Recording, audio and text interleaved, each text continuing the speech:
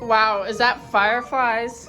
Oh, yeah, it is actually. But this is our MIDI maker and viewer, that our web application. Would you like to see it? Yes.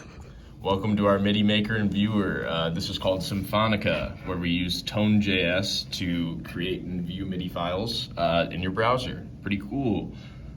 We have from EDM to hip hop, Skrillex to Owl City, but you can also make your own tracks on here. We also have 7 different instruments and certain keywords for notes, so notes can be extended and or sped up. More documentations on the inside if you need to create an account. We use a little bit of React right here, just to switch over from create account to log in. But once you log in, here's our main page. First, let's show creating tracks.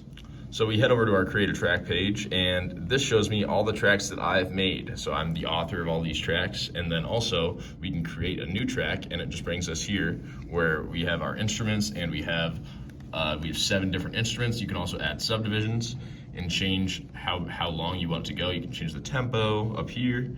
But then if we go to our own tracks, then we can also see that we can edit tracks. So like here's, let's try Fireflies.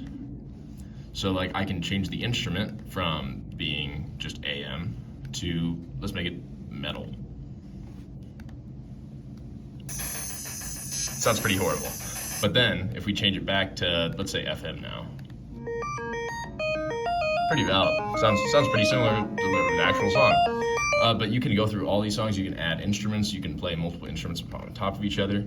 The one restriction is it needs to have one track, so if I delete this first track, it needs to have one track here, you can't delete these.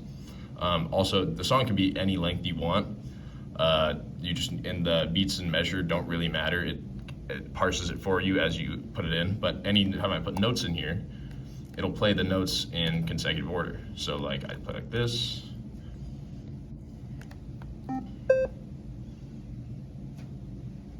Pretty cool. Wow, that sounds cool. Can you show me some songs you've made? Yes, I can. Okay, let's just go back to, let's look at all tracks. So in our all track section, we have hits like All Star, Better Off Alone, Thunderstruck. Actually, some of these songs sound very, very similar to the actual version. Pretty similar to Thunderstruck.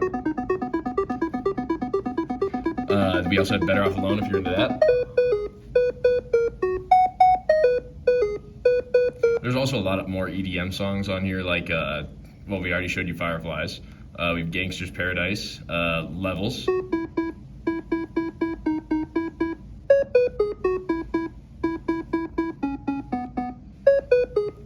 We also have, let's see, Porter Robinson, Goodbye to a World.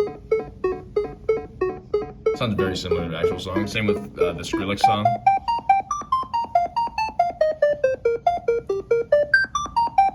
Or like Sweet Dreams. It's a little bit lower, but you get the point. A lot of cool tracks on here. Wow, that sounds like a lot of work. What's the code that made this possible? I'm glad you asked. Let's look. So for the code that we have right now, we have a MIDI converter that I used to make. I used a Python file to parse MIDI files on the internet into making them into a string that we could use in our database. This is how we store songs. Some songs we could do either time per note, or we could just play notes sequentially. When we play notes sequentially, you just rely a lot more on the tempo. But then also we save the author underneath, and then we also have posts where we save likes for everything. So then if you keep going, now we have our CSS over here, and we also have all of our HTML and JavaScript in separate folders.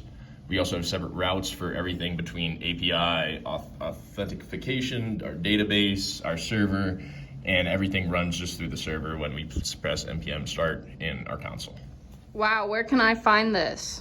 You can find this at our live.txt. Our live.txt will be in our repository in our zip file that we send you, probably along with this video.